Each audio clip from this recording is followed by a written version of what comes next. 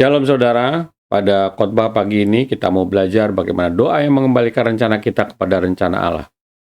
Saya mau berdoa, Bapa di sorga, biarlah pada pagi hari ini Kau sendiri yang tuntun pimpin kami, Roh-Mu yang kudus memberikan kami kekuatan, pimpinan, kemampuan untuk mendengarkan dan memahami apa yang menjadi firman-Mu. Darah-Mu yang kudus mencucikan tubuh, jiwa, dan roh kami. Dalam nama Yesus. Amin. Shalom saudara, selamat pagi. Doa yang mengembalikan rencana kita kepada rencana Allah. Apa sih? Memang benar, kadang-kadang rencana kita berbeda dengan rencana Allah. Ya, kalau kita berdoa mengutamakan rencana kita dibandingkan kita bertanya kepada Tuhan apa yang menjadi rencana hidupnya dalam kehidupan kita, maka kita tidak mendapatkan apa-apa. Seperti dikatakan di dalam kitab Yakobus 4 ayat 3, kamu berdoa tapi apa yang kamu doakan hanya untuk memuaskan dirimu, maka kamu tidak akan mendapatkan apa-apa. Ada kemungkinan besar doa kita tidak selaras, tidak sejalan dengan kehendak Tuhan. Dan Tuhan hanya menjawab doa yang seturut dengan kehendaknya. Namun, Tuhan tahu keterbatasan kita dan Dia mau mengajar kita bagaimana kita berdoa selaras atau sinkron dengan kehendaknya. Kita akan lihat peristiwa mengenai Nabi Yunus. Nabi Yunus ditugaskan oleh Tuhan pergi ke Niniwe, tapi dia pergi ke tempat lain.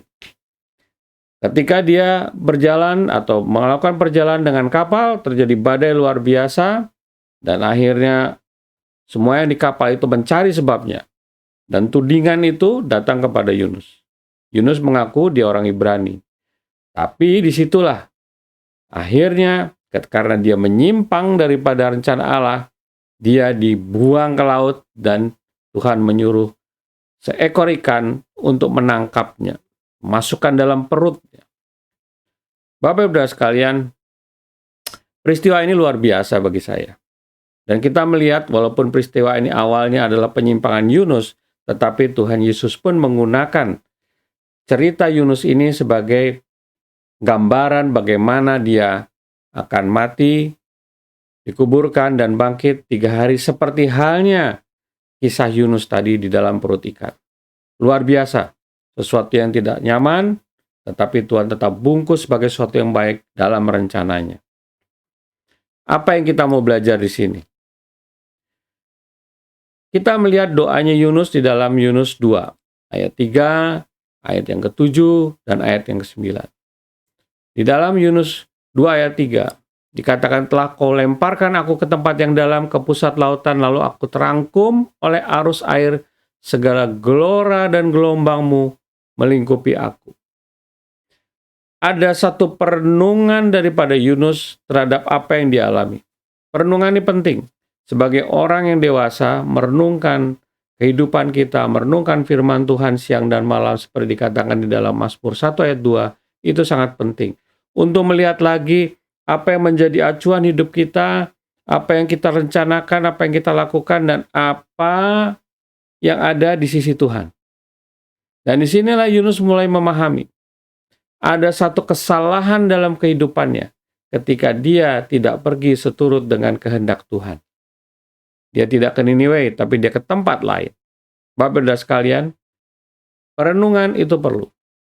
Jadi doanya Yunus adalah berisi yang pertama mengenai merenungkan. Ini adalah cara bagaimana Tuhan mengajar kita melalui peristiwa Yunus agar kita kembali kepada kerencananya. Merenungkan. Dari situlah kita bisa melihat apakah benar yang kita minta. Apakah benar yang kita rencanakan. Apakah benar yang kita doakan. Untuk kita atau untuk kemuliaan Tuhan. Seringkali kita ini lupa. Berdoa itu berhadapan dengan Tuhan, berkomunikasi, bertukar perasaan, bertukar pikiran. Tetapi kita hanya meminta tanpa mau mendengar dan memahami apa yang menjadi kehendak Tuhan. Kita hanya minta seolah kita ini yang paling benarnya. Kita minta pada Tuhan menyelesaikan masalah kita. Tetapi di sisi lain, apa yang kita minta ternyata belum tentu sejalan dengan kehendak. Lalu apa yang kita pelajari yang kedua?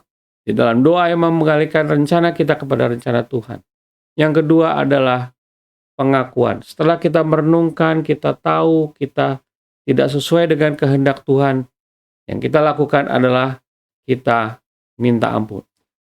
Di dalam kitab Yunus 2 ayat 7 dikatakan, ketika jiwaku letih lesu, ada pengakuan, teringatlah aku kepada Tuhan, dan sampailah doaku kepadamu ke dalam bait-Mu yang kudus. Yunus mengerti dia salah. Tetapi dia tidak melarikan diri atau dia tidak membela dirinya bahwa dia yang benar, tapi dia berserah kepada Tuhan dan minta ampun. Kita tahu di luar Kristus kita tidak dapat melakukan apapun juga. Yohanes 5 ayat 5. Kasihilah Tuhan Allahmu dengan segenap hatimu, jiwamu, akal budimu, segenap kekuatanmu. Tuhan menjadi sentral semuanya. Dan Tuhan kita itu adalah Maha Pengasih dan Penyayang. Ketika kita mengakui segala kesalahan kita datang kepada Dia untuk mengakuinya secara jujur dan terbuka, Dia akan mengampuni. Justru disitulah ada pembalikan ketika kita berpikir diri kita sendiri, kita mulai datang dan berserah, membangun ketaatan, kesetiaan kepada Tuhan dan rencananya. Yang kedua apa? Datang kepada Tuhan. Tidak ada yang lain, Bapak-Bapak sekalian. Karena di dalam doa Bapa kami dikatakan, jadilah kehendak-Mu di bumi seperti dalam surga. Berarti hanya kehendak Tuhan yang jadi. Kehendak Tuhan itu pasti, kehendak Tuhan itu tidak pernah gagal. Walaupun Yunus pergi ke tempat lain dulu, tetapi dia tetap akan ke Niniwe. Tuhan mengarahkan bahwa rencana Tuhan tidak pernah gagal. Walaupun nampaknya kok tidak sesuai di awal. Bapak-Bapak sekalian, apa yang kita pelajari lagi yang ketiga adalah tetap mengucap syukur. Ketika kondisi tidak nyaman yang Yunus terima akibat dirinya menyimpang, maka di dalam Yunus 2 ayat 9 dikatakan, tetapi aku dengan ucapan syukur akan kupersembahkan korban kepadamu, apa yang kunasarkan akan kubayar, keselamatan adalah dari Tuhan. Kalau kita lihat di dalam kitab Mazmur 119 ayat 14, Daud juga dia bergembira akan peringatan-peringatan Tuhan, karena peringatan-peringatan itu tidak menghancurkan dirinya, tidak menghancurkan orang-orangnya Tuhan, tetapi justru memberikan kekuatan dan mengembalikan mereka kepada jalan yang benar dan agar mereka tidak binasa.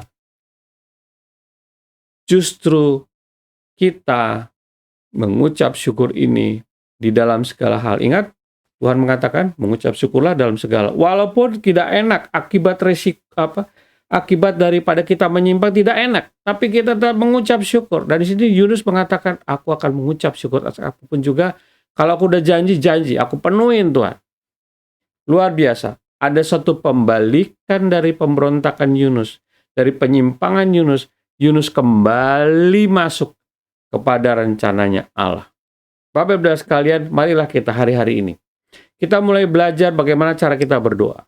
Apakah sesuai dengan rencana Allah atau rencana kita saja secara diri kita. Saya berdoa untuk Bapak-Bapak sekalian. Bapa di sorga, terima kasih kami telah mendengarkan apa yang menjadi isi hati-Mu.